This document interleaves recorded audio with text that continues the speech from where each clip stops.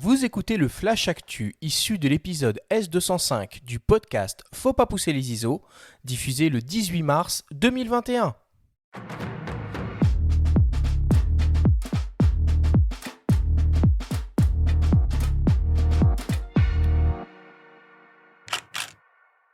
Cette semaine dans le Flash Actu, Sony lance un 50 mm ultra lumineux. Nikon annonce le développement d'un hybride professionnel et le festival photo de la Gacilly nous fait saliver pour son édition 2021. Le Flash Actu vous est présenté par Fox.fr, le nouveau site des spécialistes de l'image. Sony vient juste d'annoncer une nouvelle optique d'exception pour son système hybride 24-36 mm. Il s'agit d'une focale fixe 50 mm en gamme G-Master. Particularité de l'objectif, il est extrêmement lumineux avec une ouverture maximale de f1.2, une première chez Sony. L'objectif exploite une formule optique complexe de 14 éléments répartis en 10 groupes avec 3 verres XA pour extrême asphéricole. Il offre une distance minimale de mise au point de 40 cm et utilise un diaphragme circulaire à 11 lamelles. Ce 50 mm est relativement compact et léger, avec un poids de 778 grammes et une longueur d'environ 11 cm. Il est pourvu d'une bague de réglage manuelle de l'ouverture, décliquable pour la vidéo. Le Sony FE 50 mm f1.2 G-Master sera disponible en avril et proposé au prix de 2300 €. Nikon a annoncé le développement et l'arrivée prochaine de son hybride 24-36 mm professionnel, le Nikon Z9. L'appareil devrait voir le jour avant la fin de l'année, peut-être pour les Jeux Olympiques de Tokyo dans quelques mois ou à l'automne. À date, on sait très peu de choses de ce nouveau boîtier. Il sera équipé d'un capteur au format FX CMOS empilé, une première pour Nikon, associé à un nouveau processeur d'image. Il sera capable de filmer en 8K, il reprendra les lignes du réflexe D6 avec un grip vertical et un rappel des commandes en mode portrait. Le constructeur annonce une avancée technologique significative en photo et en vidéo, ainsi qu'une expérience sans précédent en matière de performance et de maniabilité. Rien que ça. Affaire à suivre. Et enfin, l'édition 2021 du Festival Photo de la Gacilly est sur les rails et devrait normalement se tenir cet été en Bretagne. C'est direction plein nord que les organisateurs ont décidé de nous emmener. La photographie scandinave est mise à l'honneur avec pas moins de 11 artistes exposés, comme par exemple Erik Johansson de Suède avec ses photographies en trompe-l'œil, Tina Itkonen de Finlande qui nous fait voyager au Groenland ou encore Olivier Morin de France qui nous fait découvrir les surfeurs de l'extrême norvégien. Le festival nous ouvre aussi les portes du monde de demain, le monde d'après la Covid, avec par exemple Nick Brandt qui nous sensibilise sur le danger de l'urbanisation qui menace l'habitat naturel des animaux avec des mises en scène surréalistes, ou encore Pascal Maître qui documente l'odyssée des papillons monarques qui traversent les États-Unis pour rejoindre le centre du Mexique. Au total, ce sont 21 expositions gratuites qui seront offertes en libre accès aux spectateurs tout l'été, mais aussi des événements, des stages photos et des visites guidées.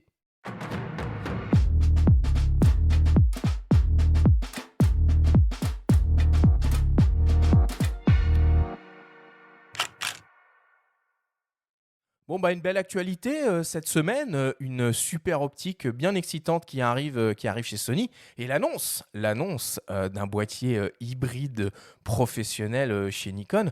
Bon, tout ça, ça donne envie, Benjamin, non ? Oui, il y a des petites surprises agréables. On avait des doutes sur la monture la monture Sony utilisée en 24-36 notamment, et leur capacité à produire des optiques à très grande ouverture. Canon et Nikon ont sorti des 50 mm 1.2 en monture RF et Z. On se posait des questions, pourquoi Sony ne le fait pas ? Est-ce qu'il y a une limite physique inhérente à la monture ? Ils prouvent que non. Donc c'est intéressant, il faudra voir si ils poursuivent un petit peu dans cette voie avec un 85 1.2, des choses comme ça. Ça reste des optiques très chères, un peu lourdes, mais c'est une belle vitrine et c'est sympa. Et après, Nikon, c'est intéressant parce que ils font un petit peu comme Canon l'année dernière avec le R5 finalement, avec un petit teasing avant l'annonce officielle, donc la 8K, des choses comme ça, un petit visuel. Donc on se contente de peu, on commente. Le capteur empilé, ça va être très intéressant aussi, c'est utilisé par Sony sur les Alpha 9 depuis un moment.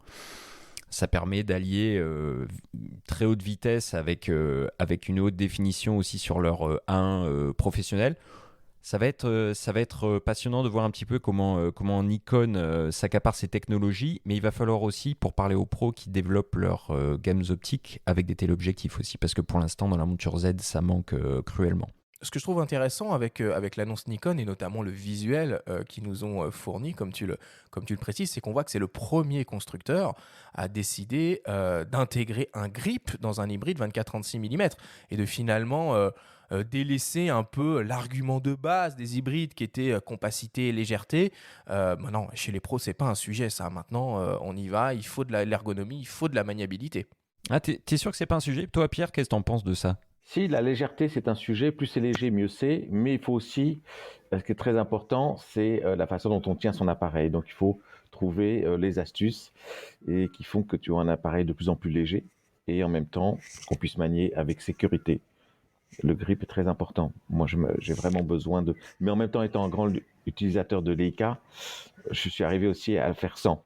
Oui, jusque-là, il n'y avait que Olympus sur les hybrides, qui n'est pas un hybride de 24-36, hein, qu'il avait fait sur le M1X. Et on avait reproché à Nikon sur leur premier Z6, Z7 de ne pas proposer de grip en option.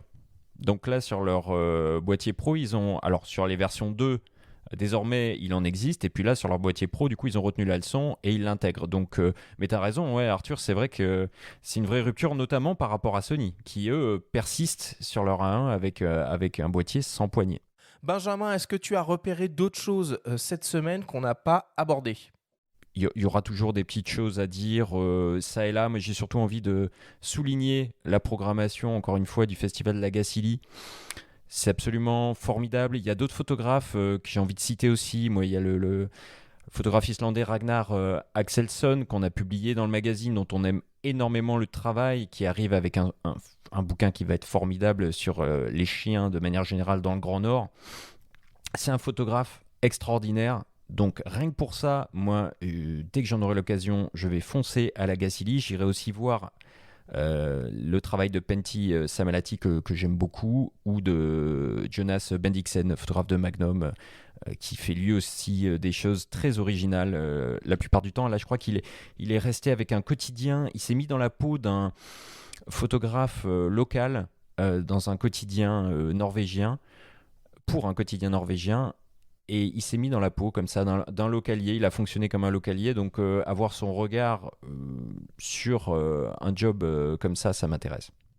L'édition a l'air passionnante. Bah, comme d'habitude, la Gacilly, c'est un festival incontournable avec beaucoup d'expositions extraordinaires. Enfin, moi, c'est un festival que j'aime énormément et qui est en plus très cohérent parce qu'il nous parle du monde, de la nature, de l'environnement et des hommes. Et on chemine en extérieur. De temps en temps, il y a du soleil, de la pluie. Mais voilà, on vit aussi au gré des aléas de la météo. Donc, moi aussi, dès que c'est possible, dès qu'il est ouvert, je fonce le voir. J'adore Pentti Samalati, c'est un de mes photographes préférés. C'est très intéressant ce que tu viens de dire à partir de Bendixson qui fait un travail de localier. C'est une idée que j'avais eue il y a 1 an et demi quand j'étais en Oregon. Et j'avais envisagé, je me suis dit, tiens, je lisais des articles sur les petits journaux qui disparaissent justement dans des petites villes. Et aux États-Unis, il y en a beaucoup qui sont des journaux qui sont d'une ville ou d'une région. Et il y en a beaucoup qui ferment. J'avais envie de me dire, tiens, l'Alaska, j'ai envie d'aller passer 1 an en Alaska et trouver un petit journal et leur dire, écoutez, moi je viens, je bosse, je vous fournis les photos gratuits, vous me trouvez un logement et je m'installe chez vous pendant 1 an et faire ce travail-là justement de local. C'était très intéressant. Je suis hyper curieux de voir ce que Bendixson, qui fait de très bon boulot en plus, très bon photographe, et passionnant.